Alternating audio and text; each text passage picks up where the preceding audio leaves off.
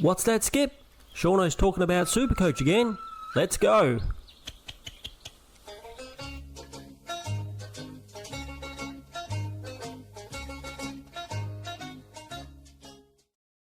G'day everybody, it's Shauno again and I'm back with some more Supercoach content. Today we're going to be doing something a little bit different. We're going to be doing our mid-season review. It's a public holiday, so we haven't been able to get our scores to do our normal review video, which should come out tomorrow, so keep an eye out for that one. But we thought we'd go through and see some of the mistakes that we've made so far this season, maybe our plan for the season going on, and also what our plan will be for next year to try and do things a little bit better. Right, so to go into it, I thought we would have a look first at let's have a go into where it says history. Let's have a look at our general scoring. So our round rank is probably what's been important to us, or our season rank. Sorry, our season rank is what's been important. As you can see at the moment, we're at 6,759 in between rounds 12 and 13. So let's see how we did. So coming out round 1, 2,181, not bad. Then we had some bye rounds where we still did kind of good. We did better in these beginning bye rounds than we're doing in the current bye rounds right now, which, considering we're supposed to improve our team, that's a little bit of a worry. But, you know, we used a couple of boosts here. We didn't make any trades in round 1, which is probably in round 1. So that's probably a smart thing to do. Would have had no rookies on the bubble, no price rises. So that's usually a good time. Unless you need to make a correctional trade for like an injury, it's usually a good time to make no trades. Then we made a boost in round 2 and a boost in round 3. I think this is a fair way to play the game. You correct your mistakes, get the best rookies you can possibly on the field, and any mid prices you missed, get them on, or any mid prices that have failed, get them off. So I think this is a fair strategy. As you can see, we went from 12,109. Second round we were in 36,000 overall rank, and then by the third rank, overall position, we went from 12,000 to 14,000, and then we jumped down to 3,700. So those first couple of rounds are always going to be a bit, you never know, don't pay too much attention to those scores. It's not till you start getting into these rounds that you can really see where you are. As you can see, we jumped quite a lot of spots, up to 3,700. Then we dropped back to the 8,000 range for the next couple of rounds. And then we had a couple of good scores, went to 6,500, and then we had a string of good scores. We had 2,400 plus scores, which dropped us down to 2,360. Then the last couple of weeks, as we know, if you've been following my videos, have been a couple of disasters, and we finished well back in the overall rankings. The highest, this 76,000 was the highest we've been in a round rank, but then we've had 69,000 and 54,000, so not great at all. And dropped our rankings we went from 2,360 to 5,158, then to 6,759, so definitely heading in the wrong direction. Plus we'd used boosts in round 9, 10 and 11. 9 and 10 were fine. The round 11 one was definitely not necessary and a waste, and I shouldn't have done that. So overall, the team value, can you see the team value? You can. It's gone from starting at 9.872 million, and now it's at 13.126 million, which is good, but I don't think it's as much as some. Some of the top players, their team value will be up around 14 million. And we can have a quick talk about this now. This year has been one of the worst and most difficult years for Supercoach, for a few reasons. One reason is because of the lack of cash generation in rookies. In past years, we've had rookies.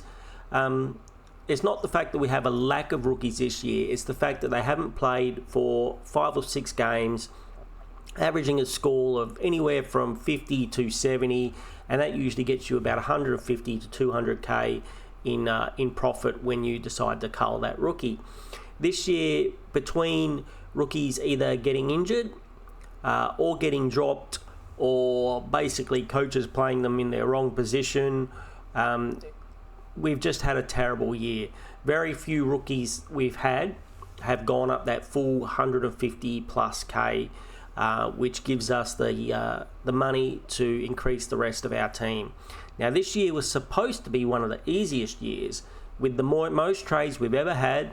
We've got 5 boosts. We've got the buys. In the buys, there's been less teams than ever on buys. This team, in theory, should have been one of the easiest years to play Supercoach, but in fact, it's turning out to be one of the more difficult years. People like myself are running low on trades already, even though we had those extra, I believe 5. I think last year was 35, and now we had 40 this year, along those lines. So more trades than ever, more boosts, and we still can't get the job done. Really due to that lack of rookies and lack of cash generation. But there are some other reasons we had having a bit of a rough season. So as you can see, so that's where we're standing with the rank. When we come out of buys, we expect to be dropping some more ranks. Wouldn't be surprised if at the end of the season we would drop out of the top 10,000 just due to lack of trades and lack of cash. And it keeps on happening. I don't know if you guys heard, but if you bought in Campbell Gray like I did, apparently he's injured for 10 weeks or something now. So even though he got dropped for Noah Bolter, he still won't be coming back. So this just keeps happening with us. This rookie we bought this rookie in. We knew it was a bit dodgy, but we didn't think he was going to get injured, and yet he gets injured with only one price rise, not really making us enough money and leaving us in limbo land on whether to get rid of him or to keep him. So I think we go through our trades now. I'll show you guys the trades I made and the ones I regret. So in the beginning, the first round, we'll go down to round 1. I was going to say that doesn't look all right. So I made my first round trades in round 2, down the bottom here. Hopefully you guys can see that. And we did a boost. And we had Flynn in, and we got Flynn out. We got Finn O'Sullivan out, the North Melbourne higher price rookie, and we took out Powell Pepper. In we got Corey Warner, the Sydney rookie, Levi Ashcroft and Lindsay. So the Levi Ashcroft and Lindsay were rookie corrections, which were very good. They've been 2 of the best rookies. I still have them both now in my team.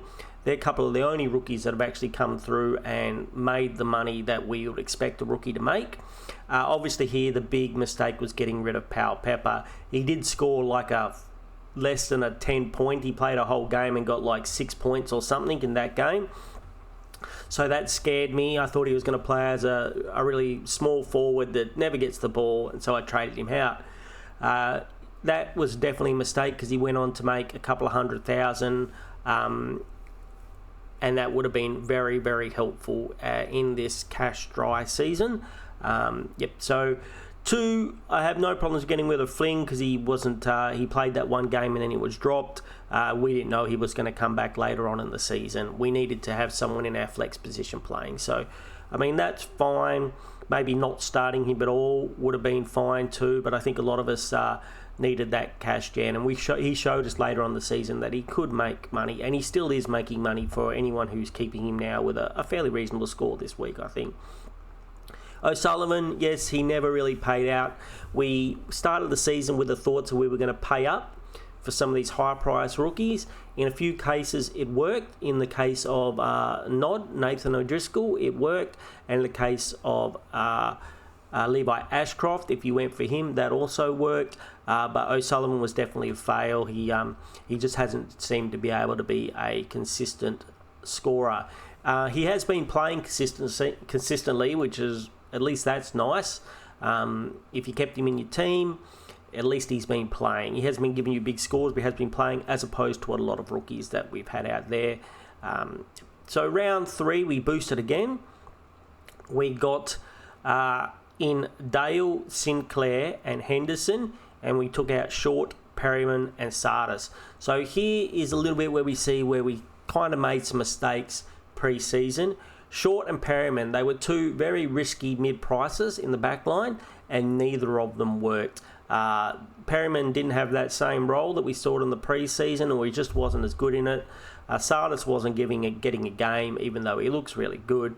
And Short just couldn't seem to deliver either in that position that he has dominated in the past, but he just couldn't seem to get it going.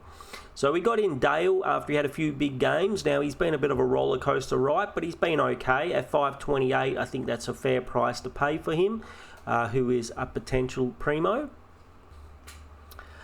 And so then we also got in Sinclair. We got in Sinclair out at $5.92. 592k, I think that's too much. I think we've learned this season that getting in players at their primo price of almost close to 600k is not the way to go. Later on in the season, we could have got him for at least 50k cheaper. So I think there would have been other options that we could have had, which would have been cheaper, maybe saved ourselves 50, 60k and still got a good player. Then we could have picked up Sinclair later on the season for cheaper. We would have saved the money, plus we would have still had him in the team. So even though he's been good, I think we paid too much for him. And then we bought the Henderson rookie, who he was pretty good. He made us some money. He provided a DPP option after the first round of dual positions were announced, but then he kind of just disappeared. He didn't make us a lot of money, but he made some money. He is another rookie that just couldn't seem to get, too much at all. I think we made about 100k on him, which we'll take, but it could have been a lot better. So, I'm fine with those trades as well. I think the Dale trade was good. The Sinclair one, we paid too much. Henderson was fine to get the rookie in. We made some money. We got rid of two mid-prices who didn't work and a rookie who wasn't playing. So then in round 4, we did 2 trades. We took out Horn Francis and a non-playing rookie of Camporelli, and we got in Marrick and we got in Bailey Smith. So that was one of the major issues with my team at the beginning of the season. We were missing Bailey Smith. We faded Bailey Smith, and really as we've seen, he's actually not just one of the best forwards, but one of the best overall players in Supercoach this year. So that was definitely a big miss. I believe he's over 600k now. He started at 389. So those of you out there that started him, well done. Most of the competition did. I faded him, and it was a big mistake.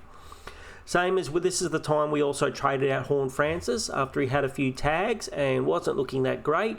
And he came back and performed very well after we traded him out and was averaging right around 100. So we traded him out.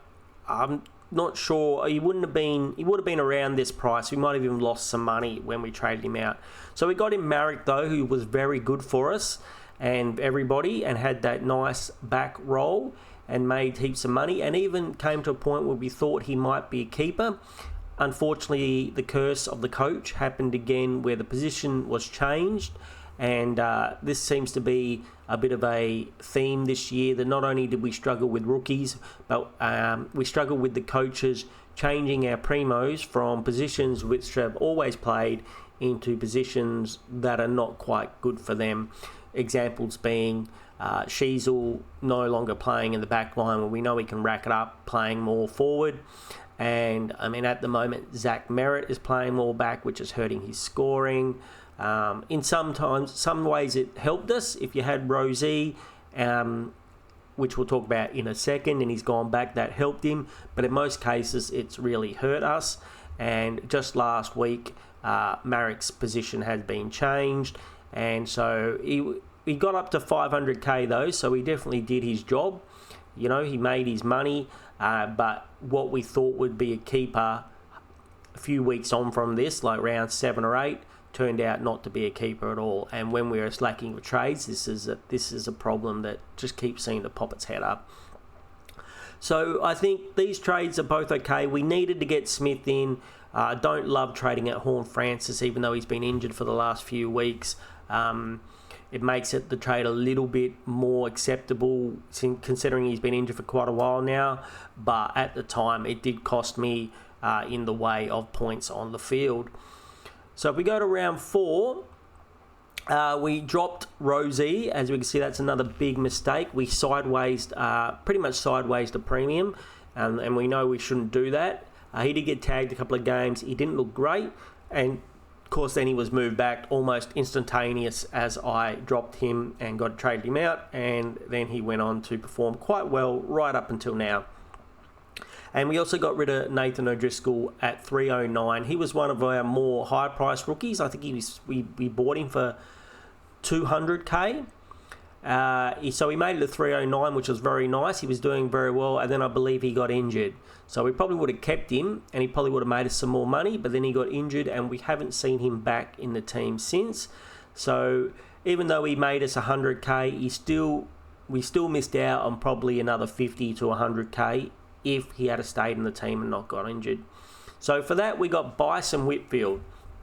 So Bryce, as we know, has been one of the better buys this year as well. He made a couple of 100k for us. Again, I think his role in the side has changed slightly. We thought he might be a keeper, but we realised, just like Marek, that he is not. I mean, when we originally got these guys, we didn't think they were going to be keepers, but we kind of hoped, as our trades dwindled, we hoped that they might be. But due, again, curse of the coach, and now the both of them had to be traded. We got in Whitfield. So basically, we bought Whitfield at 607.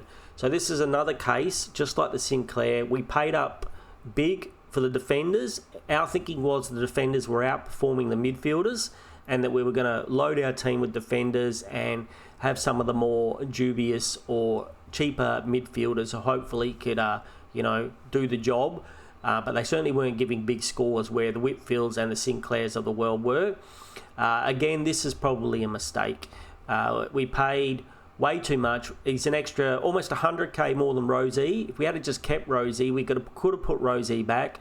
Rosie's pretty much been performing quite similar to Whitfield since this round. Whitfield has put out a few big scores, and he is one of the best defenders, and you probably do want him in the team at the end of the year, but I could have got him 50k cheaper. Could have gone down to 570, 560. Could have picked him up there. So that's another 50k that I basically wasted by doing a sideways trade that we didn't need to do. We could have just held Rosie for a few more weeks and seen what happened. Round 6, out Callaghan and Davison. Callaghan wasn't performing. This is before he got injured. If I had my time again, I probably still would have got rid of Callaghan, even though he came... I mean, really, there's two ways of my thinking. I could have got rid of Callaghan for Bailey Smith if I hadn't started Bailey Smith like I should have. Callaghan, though, did perform very well again after I dropped him. I think he probably went up about 100k and averaged around 100 after I made this trade. So, again, he got tagged a few times. He wasn't looking great, and then he turned it around and looked kind of good after that. So, Davison, he was the rookie that we had from Western Bulldogs. He made some money, which was nice, and we cashed out on him. So he was a rookie that did work for us, and we cashed out. We got in Caden Cleary, the Sydney rookie, and he also did okay for us. He didn't set the world on fire, but he did make some money for us. Again, probably not as much as we would have liked, but he did make some money for us. So here we got Dacos in at 580. Now, Dacos was killing it at this time, and I think at this price we thought he was going to be pretty cheap. We have seen him go down quite a bit cheaper, so potentially if we had waited on him, we could have got him, maybe at 530, 540. Again, it just shows that these primos, a lot of them, they come down. Very few have stayed at their top price and just stayed there the whole season. If we had just waited and maybe picked off the value options, I think we would have had, at least by now, after talking about Whitfield, Dacos and Sinclair, we'd probably have another 150 to 200k in the bank if we had just gone the value options or picked the player. There was still plenty of players that could have been in that top 6 at a drop price. I'm thinking about Max Holmes from Geelong, who's been around that 5.15 mark all year and has been doing very well, and scored a 140 last week. So, could have got him in the team, saved 50k, and still outscored all the other defenders this week. So, these decisions are really hurting us in the long run. The week after that, we had to get rid of another non-playing rookie, Nevitt from Geelong, and we also got rid of Stone, who also was a non-playing rookie. So 2 non-playing rookies out to get in Carroll, a playing rookie from Carlton, and Flynn back in when he came back to the team. Flynn was in. Flynn like in like Flynn? Yes, so he came, we traded him out once and we traded him back in. But that's... we didn't know that he was all going to come back into the team. That was round 1 to round 7. So there's a lot of rounds in between where we needed someone to cover in our flex. So that's fine. Flynn, like we said, Flynn came and now he's made us some money. Carroll, we bought him in. He's been okay, but he's not exactly killing it with the cash generation. I believe he's only worth 180k at the moment, and I still have him in my team. So he's made less than 100,000 since round 7, and we're in round 12 at the moment. So not great as rookies go.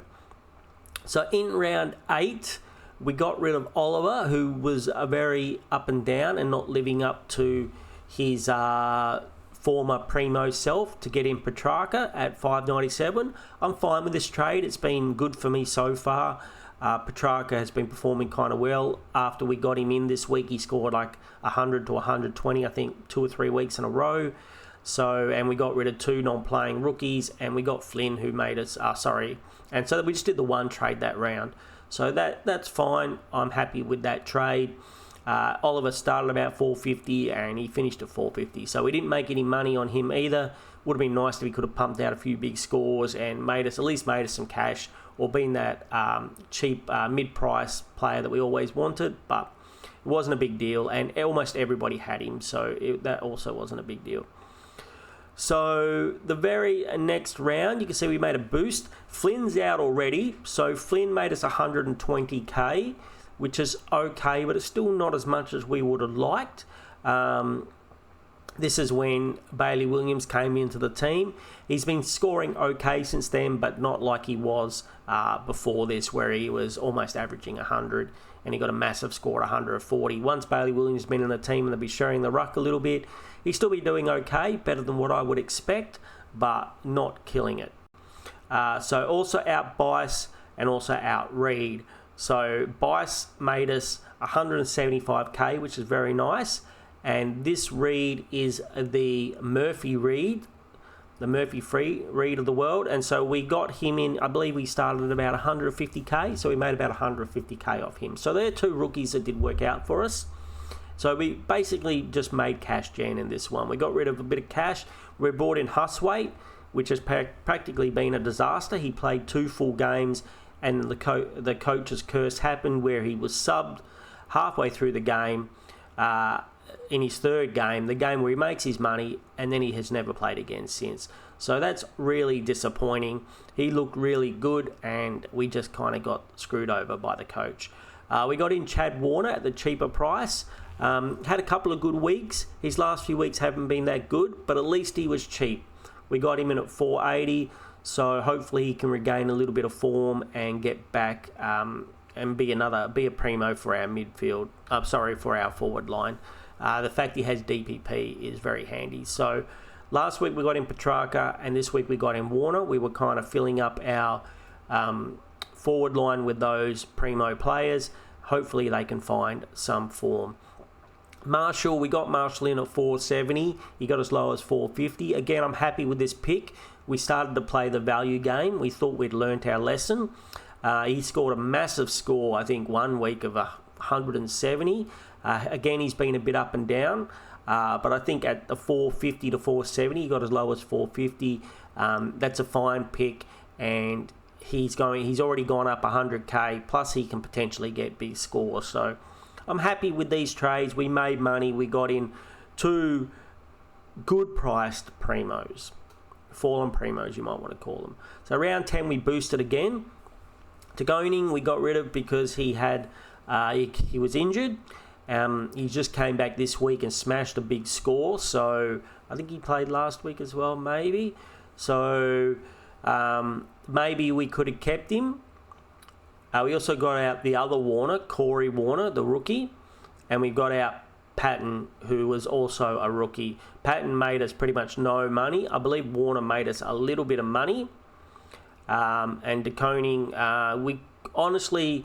So to get for De Koning, we got in Sherry at 680. Now, there was a time a few weeks before this, like in round 7, we could have done a straight swap from De Koning to Sherry and made 10 grand. Like, Cherry went as low as 540, 550. As you can see, we paid 680 for him. Definitely more than we wanted to pay for him. I did think he was kind of a must-have. As of all the players we paid up for, I think he's the only one where I think it could be justified, as he is a guaranteed captain option every week, and he has been killing it. We just kind of wish that we had picked him up at 550. I mean, at that time, Tom De Koning was going quite well, so, you know, it would have been hard to drop him, but we could have just picked the best player in the game and said, here, we're going to go for it. Anyway, so we also got in Cooper Simpson from Fremantle, who we all know what happened with him. He came out and got injured in the first quarter. Again, this would have been his money-making game, and so basically he made no money. He's absolutely zero, and he's out for the entire season. So there's another rookie where this wasn't the curse of the coach. This was curse of the rookie, where he's just gone and got injured straight away. And we also got in Saad El Halouli, I hope I pronounced his name right there, who again did something he hasn't, fairly similar. He played like one game, he was subbed I believe in a couple of games, and then he's injured now. So another rookie that both of these rookies are sitting on my bench as dead rookies now, haven't made any money and just not doing anything for us. Round 11, McRae, who was injured, we got rid of. Hewitt, that's Elijah Hewitt, and Henderson. So Henderson, we saw we got him for 99k. We sold him for 166,900. So 67,000 is not very much for a rookie. It's definitely, we usually say you want to make 100k minimum on a rookie, and you're really looking to make 150 to 200k in an ideal world. So that's a bit of a disappointment. Hewitt, we sold him a little bit early. He's actually had a couple of good scores of around 90 in the last few weeks, and it's probably going to go up closer. I probably could have made another 50 to 80k on him. So again, that's a bit of a disappointment. McRae is still out at the moment, possibly coming back next week, but I think considering he had a punctured lung, I was a bit worried about him. I potentially could have kept him through the buys and had a look, but, you know, we decided to trade him. With how limited our trades are going, I don't know if that was correct. Maybe we could have just held him. So we got in Gross, which this was the disaster. This was our last boost, and Gross was named on the field, in the midfield, and yet didn't play in the midfield. He played in the forward line, and then he was subbed out for a dismal score of around 8, and we haven't seen him again and probably won't see him again. So I used a boost at the last moment to trade in a player who's going to be another dead rookie on my bench. Another big mistake. Really didn't need to use the boost here. Sims, another rookie, Thomas Sims, he's been okay for us. Had a very bad... he had a pretty average game this round, but he's playing. He's not making as much money, but he's actually playing on the field, so hopefully he can have a spike score. Now here, we got in Bontempelli, and we got him in before his buy. So I know we all want Bontempelli in our team, and I was playing with my heart, and I wanted him in the team, and I thought he was going to get me 150s every week. This is a definite mistake. There were players a lot cheaper than him that I could have gone with him, who have actually outperformed him. So I think we didn't need to go Bontempelli. He scored 100 and 100, I think. 107, I don't think he got me 140. Since I've had him, he scored 107, and then he got 100 this week, which is, the scores aren't out yet. So he's going to go down. I got him at 665. He went down with the 100 to about 645. He's probably going to be about 620 this week. People are going to be able to pick him up for 45 to 50k cheaper than what I did. So, that was a definite mistake. I basically blew up my team to get Bontempelli in, where we could have pretty much just kept Hewitt. Hewitt's only been scoring 10 points less than Bontempelli, and he would have made us another 80 grand. So that's a definite mistake. Come to round 12, we got out Zach Reed, who we'd had since the beginning of the season, who's been very good. He unfortunately got injured as well. He'd made us a good amount of money, which is nice. Trainer, who was doing quite well playing in the back line, was moved by the coaches to the forward line and lost us. He was up almost close to 300,000, and we've lost like 20 or 30,000. And Cleary, who was, I believe, made the sub for this round, so we wanted to get him off because he made the sub. So we got in Rao. This is Toby Green and Gray. Again, he's got some good points and bad points about this trade. Rao was a good trade. We were going the value. We could have got him cheaper the week before instead of Bontempelli, and he has outperformed Bontempelli since we've had him. So if we could have got him at 460 down here, instead he went up another 20k. We paid 480, which is still cheap, and he's been very good so far. I have no complaints. He's outperforming some of the people I've paid a lot more for, like Bontempelli. Toby Green was a move to get Cleary off the field. I didn't want him to come out and get a 5 as the sub, which he did get a very low score, something like that. So we've got him in. He's had a couple of bad weeks for us, though. I was hoping that he could sneak 100. When Toby Green scores goals, he can get decent scores, but he also gets around 50 or 60 if he doesn't score any goals. And I don't believe he scored any goals, or maybe just one in the last couple of weeks. So he's been scoring me 50s or 60s, and yeah, that's not great for my team. And then Gray, we knew Gray was going to get dropped for Bolter. I did my research. I looked into it. We knew he was a direct swap for Noah Bolter. We said we weren't going to go there. We warned the community not to go there. And then we listened to a whole lot of outside noise who were talking about him being good. The coach was saying he looked like a good AFL player. People who Richmond supporters were saying he was going to play forward. And so we went there. We got him. And instantaneously he was dropped this week for Bolter. And now apparently he's injured for pretty much a long stint, 8 to 10 weeks. And so we've got another non-playing rookie on our bench that we bought in for no reason at all. When we knew not to bring him in, we brought him in anyway. So round 13, so that was that's this round. Try and get it out, Sean. We got rid of Marek due to his role change. He came out, scored okay after we've got rid of him here, between now and my review video. And we got rid of Huswaite, who wasn't playing. We got Clark, who is the Angus Clark from Essendon, the rookie, who had a reasonable game this week. So he's going to make us some money this week. Let's just pray he doesn't get injured or gets dropped. And we got in Cadwell, who also did quite well this week and looked pretty good. Was looking towards a huge score, but ended up just getting a bit over 100. Was looking to get over 120, 130 at some stage of that game. So as a value pick, that's done well. So that's the trades that we've done. As you can see, there are quite a lot of mistakes there. At this time, we've if we go back to our team,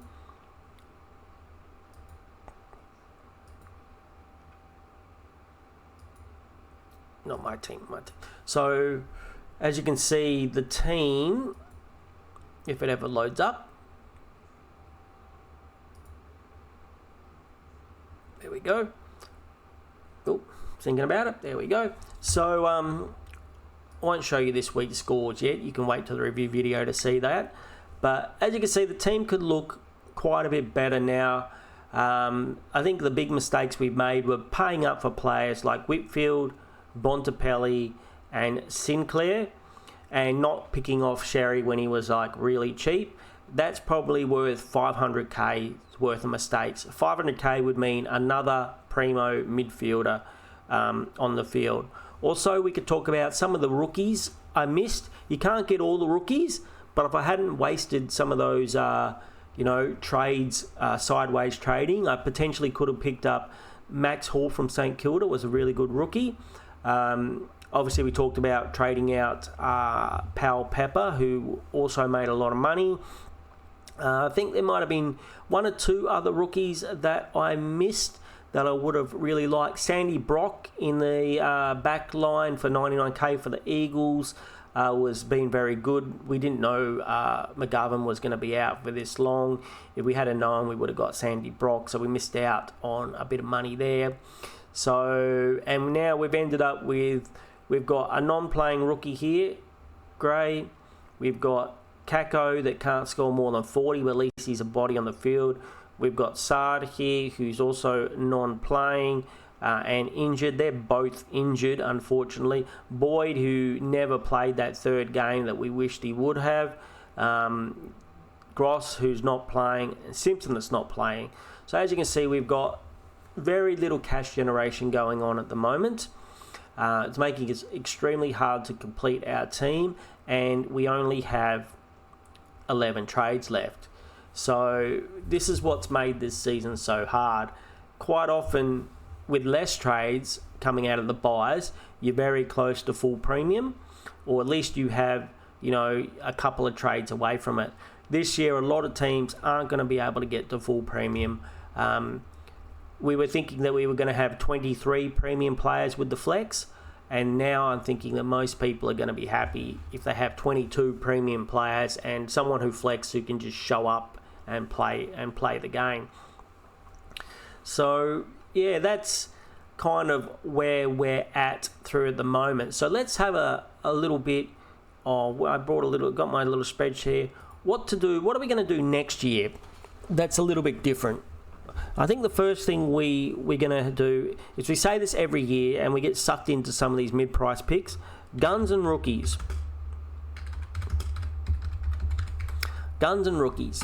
So we are going to allow ourselves mid-prices, but nowhere near as many as we picked this year. So we're going to say no more than one mid-pricer in each line. Now, I also think we can just say with the rucks, Sam De Koning was a good pick, but he never really made us any money. He scored well at the beginning. If we had done that sideways trade with Cherry at the right time, it would have been perfect, but we didn't. I think we're just going to go with 2 gun rucks. 2 gun rucks at the beginning of the season. The 2 best ones, and they're going to be our captain choices. The rucks they don't get tagged, and they seem to have the lowest floors and the highest ceilings. So people like Max Gawn and Cherry, I think if they're both uninjured and look like they have a decent pre-season, I'm locking them in. You know, the 2 best rucks, I'm going to lock them in, and I'm not going to care what to pay for them. The money that I save by not getting those mid-prices, I'll invest into the rucks. What else should we say? So no more than, so we'll say one 600k plus player in each line, max. So even then, I think, so at most, this is going to be, you know, we're going to say, so I think in some of the lines, I'm not even going to go any 600k players, but say Bont is available and he's 620, I'll probably get him at the beginning of the year and just have him for the full year, even though he'll probably go down.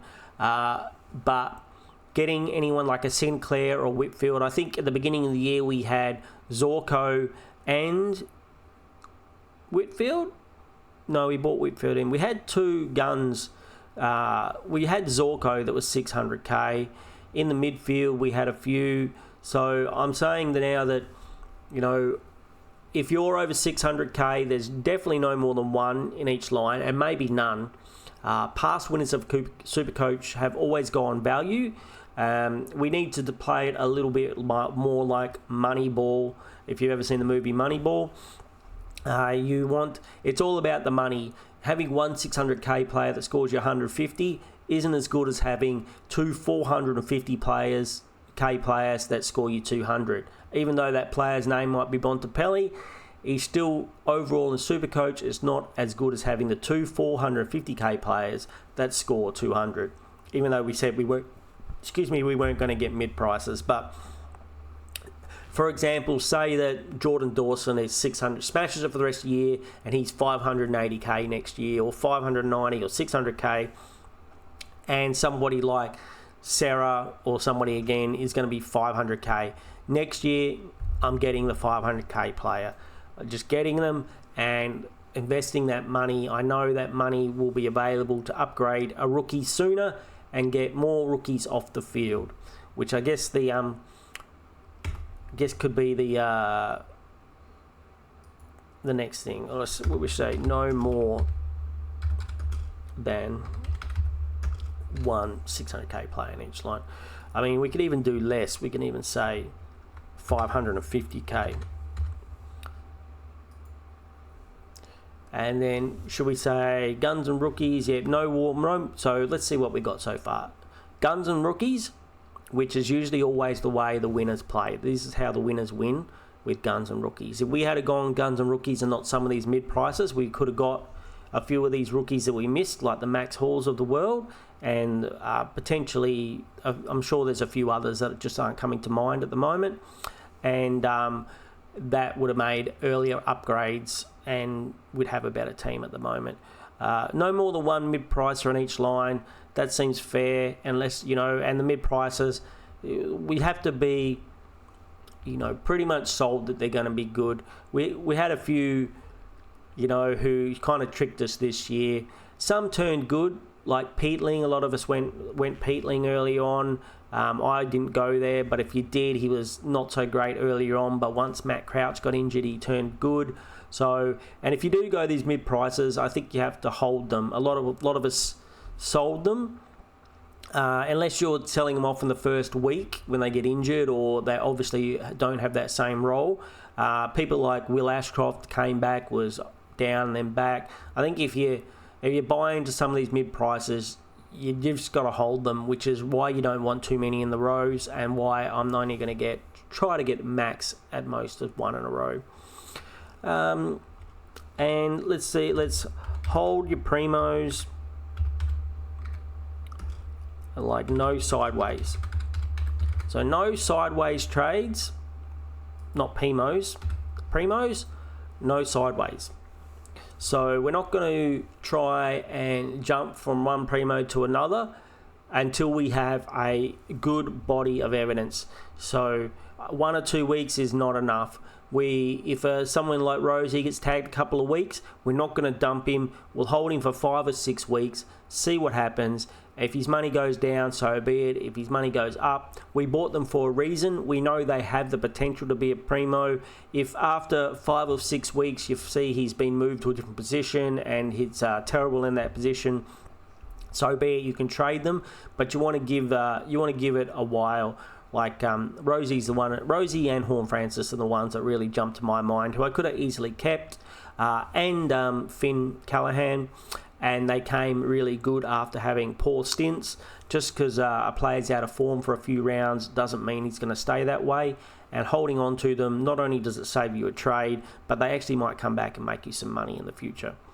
So I can't think of any others that I want to put on there at the moment. So guns and rookies, 1 mid-pricer, 2 gun rucks, no more than one 550k player in each line, and hold the primos, no sideways. Now, we say this stuff every year, so I'm going to save this. We're going to save this, and next year when we pick our team, we're going to bring this back up, and you and I, when we do our videos, when we pick a team, are going to go through, we're going to look at this, and we're going to say, remember what happened last year. All right, so let's go back to the team. I think that's probably a long enough video. As you can see, there are some mistakes made, or we could have let's talk about what we plan for the future. So what should we be planning for the future now? Like, most of us are stuck with not many trades. We've got rookies and non-playing rookies on the field. I think now we really just have to think about getting as best a team as we can on the field, and being aware that injuries probably will happen. I remember last year there were a lot of injuries in the end of the season, and people coming out of the buys with only 4 or 5 trades could easily have no trades within a couple of weeks. Or it would only take a few of these big names in their teams to be rubbed out for long periods of time, some of their primos, and they could easily have no trade. So I think it's time now to try and hold a few trades, get some value picks. Like, we can't afford to be paying up for if you don't already have Sherry or Gorn, I don't think you're going to be getting them. You know, if you're thinking about paying up for, you know, Bont at 6'4" at 620, I mean, he's probably okay that value, but you could probably find better value out there. Let's be honest. Now is the time to just get a full team of the best players you can afford on the park. So that's going to be my plan. I've got 3 or 4 rookie positions that I need to fill. My underperforming primos, we're just going to have to keep them. People like Toby Green, that if we have a quick look, scored a dismal 8 this week after he got subbed off. So he's going to plummet money, but I'm probably just going to have to keep him because I don't really have the trades to muck around. So I think that's going to be the plan going forward. Going to have to get the value picks. Hopefully there's a rookie or 2 that comes through which can actually play for a few weeks and potentially make us money.